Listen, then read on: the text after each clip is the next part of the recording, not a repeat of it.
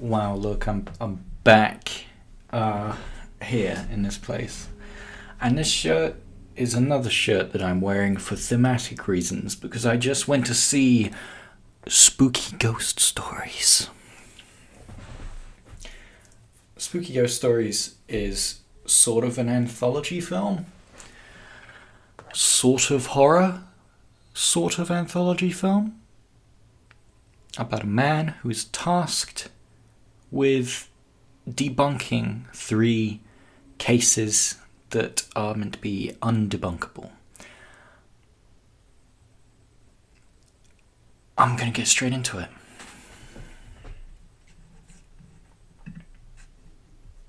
I'm going to start by saying that I have noticed, and anyone who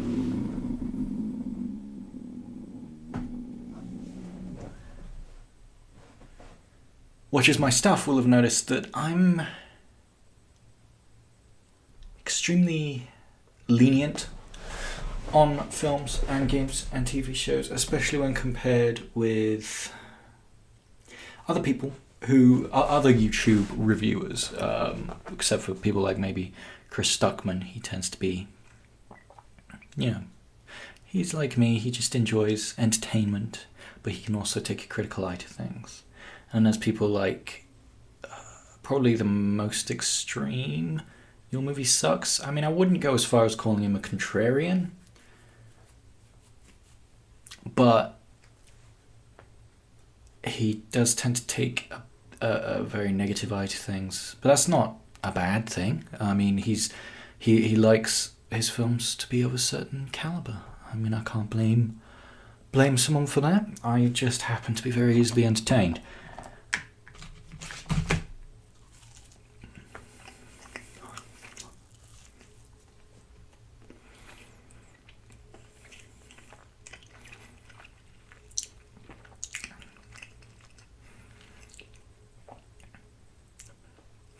I mean, just look at my review for A Quiet Place. It's a very flawed movie, and not the most original movie in the world.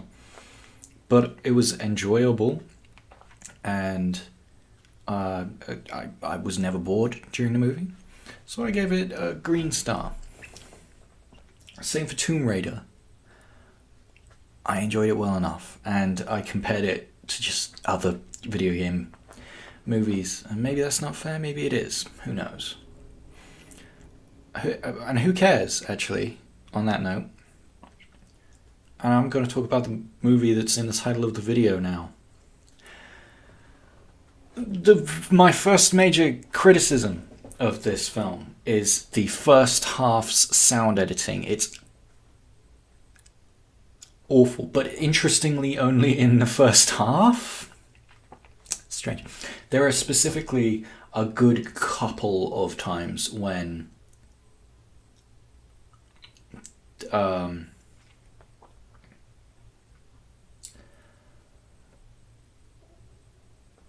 when nothing will be happening. There are a good couple of times when nothing will be happening, and then suddenly there will just be a really loud noise. I think the first half of this film, and maybe even the film as a whole, would be greatly improved by just taking out all of the soundtrack. There were so many times when I thought this would be so much better if it had been silent. There's a scene, and this isn't really a spoiler, so even though it happens maybe 2/3 of the way through the film, it's not really a spoiler, seeing as it's just a cheap jump scare. The main character is going up some stairs, and he sees something, and then and then behind him is another character. Nothing too spooky, but the character just appears behind him. But I didn't actually see the character that was behind him until the music played.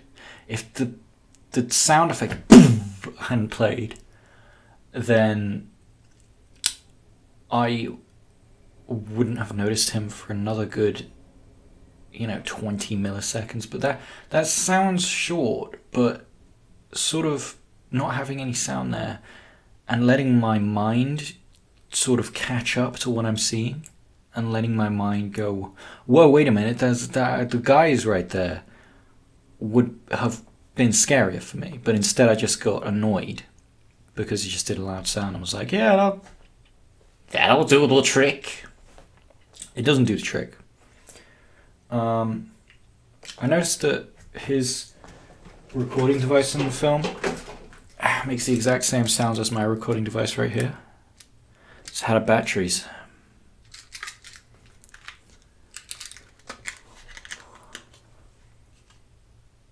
I don't have any AAAs. Sorry folks, the review's over.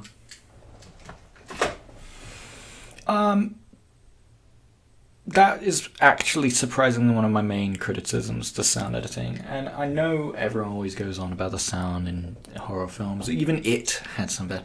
And I don't know why. It felt the same in It. Like someone asked the sound editor to put in all these bizarre, loud sounds.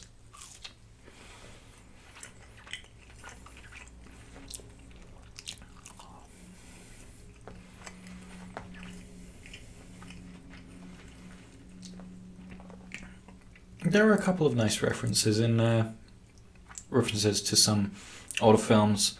Most notably and most noticeably, the Evil Dead. No reference to that. If you have watched the film, and you've also watched Evil Dead, you'll know what I'm talking about. It's very easy to spot. Even if you haven't seen the Evil Dead, you'll probably see the scene and you'll be like, oh, it's Evil Dead. I'm torn on the writing of this film. Because on the one hand, some of the dialogue comes off as though it was from an adapted play, which it is.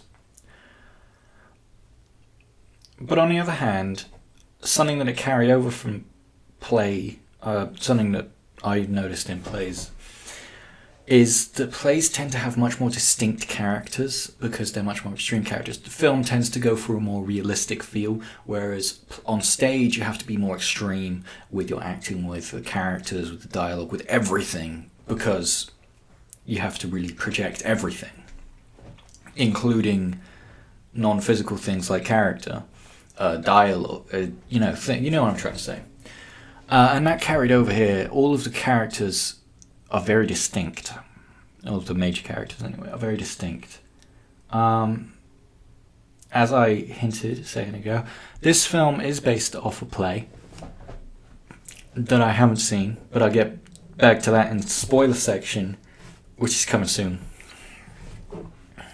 I enjoyed a lot of the lighting for the most part. It's tricky, actually, because I enjoyed the lighting in all of the bits in the present day, because it keeps jumping back to the ghost stories and then coming back to the professor trying to debunk them. And I really like the lighting in the modern day one bits, but the rest of it, maybe discounting the Martin Freeman one, the lighting just seemed like nothing special. Each story felt very distinct, as well as the characters in them. The stories were very, as I said, distinct. They all had different soups in them. One had a poltergeist, one had a demon or a devil. I think it was meant to be a demon, but or at least it should have been a demon by my knowledge. And then the first one was just a regular spirit, ghost, Ujit, I think.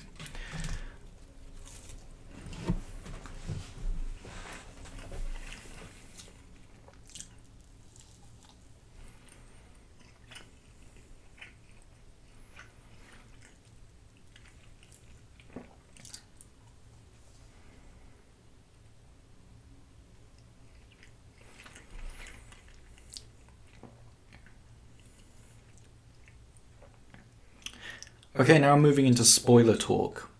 So just go away if you don't want to have the film spoiled, I guess. But I'm guessing most people don't care. First one and biggest one for me, by the end of this film I had one thought sticking out of my mind.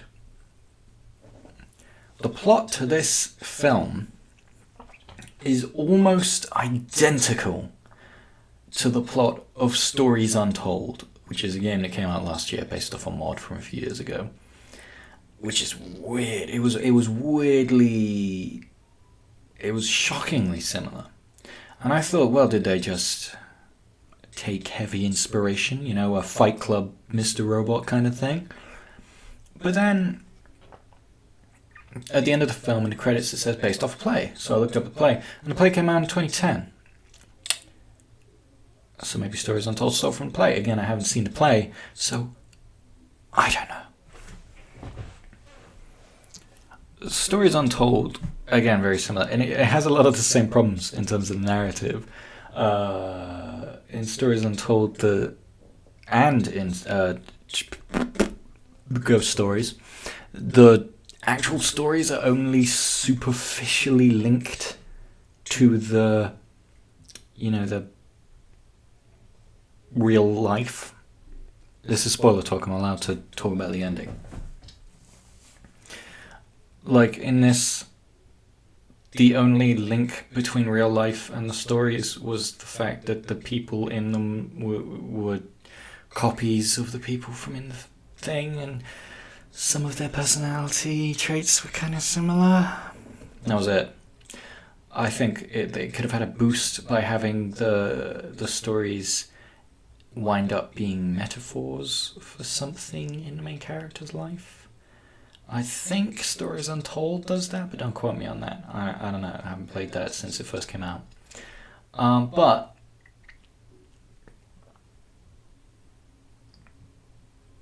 Ghost Stories, maybe they are deep metaphors for something, and I'm just not picking up on it because I'm stupid. But I don't think they are. Let's see. First one was about a guy working the night shift, and there's a ghost of a little girl who's never really explained. So the other two are somewhat explained, but she's not really. Barely. Anyway, moving on. I found the initiation of the twist ending really kind of silly. With Martin Freeman ripping off his face, which was obviously not real, all the way through the film. And then I would have been fine with that if he just ripped off his face. I would have been like, oh, okay, it's someone else. But then he does the... He takes it like, oh, who? That was kind of silly, kind of goofy. I liked the effect of the ripping open the wall like it's part of a set. I like that a lot, because I like dream sequences. If you know me, you'll know I'm a sucker for a good dream sequence. And I reckon that was a good enough dream sequence. It was okay, even though only parts of it really would count as what's good about dream sequences, which is the surreal imagery.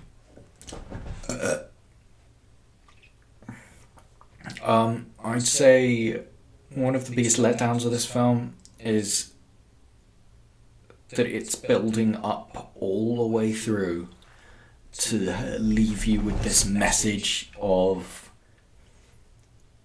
well, maybe everything can be explained, or maybe there's something more. And really, it was building up to really leave the viewer thinking. But then at the end, Martin Freeman's character is just like, no, there's more stuff, not everything as it seems, no middle ground about that. And then you'd think, oh, well, okay, but then they totally erase that by just having it all have happened in his mind. I'm also kind of, with the twist ending, unsure, when did he enter the, like, what of what we saw was real and what wasn't? Because when Martin Freeman's character went into the hospital room, he looked at the thing and said, he's still a professor, so he's still a professor. Did he have the show in real life? When did he go into the coma? What was real and what was even him not helping the kid who died? Was that real? It's not explained.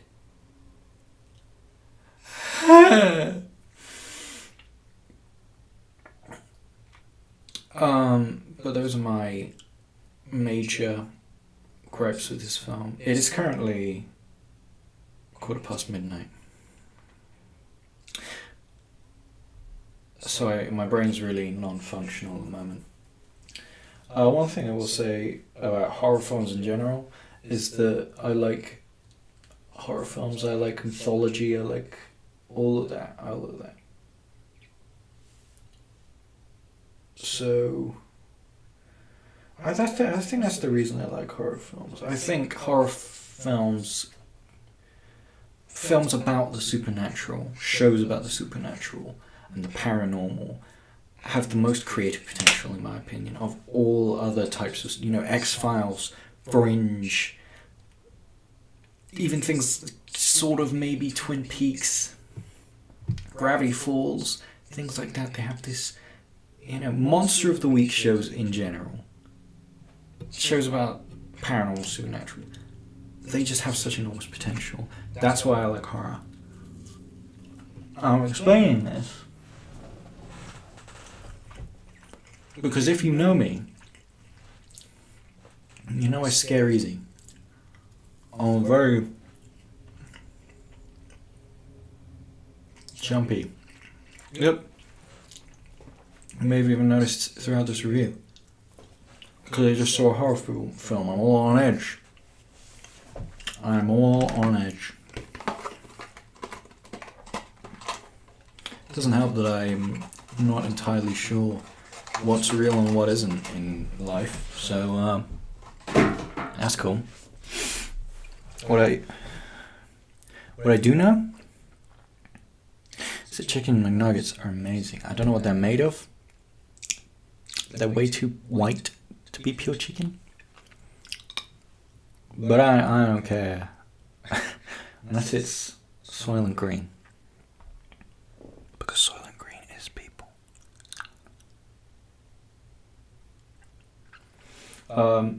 Tomorrow morning I'm going to try and record more of this when I'm functional. So keep an eye out for that. And I'll probably also do it in my pajamas. So, peace out. Oh, also, this is my first review since rebranding to Grith. Fun fact, it's been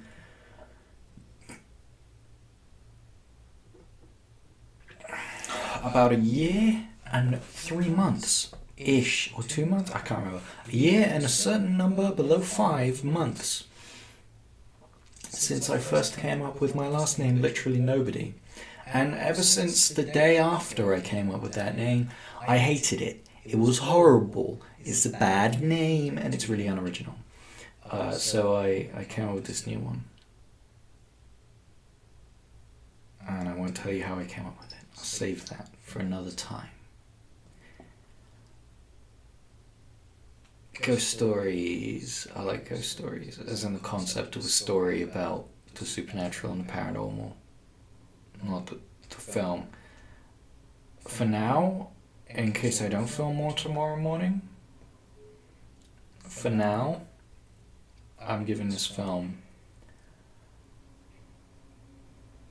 another tentative green star. I might actually have to split green star into 2 categories. Have a good old 4-star system. I might do that. I hate having to change my system, but if it needs to be done, it needs to be done. Because at the moment, we have way too many weak greens. It's pretty much its own thing already. So, another weak green. Tentative green, sorry, that's the language I use. Tentative green. A tentative green star for ghost stories. Let's compare it to other tentative green star films.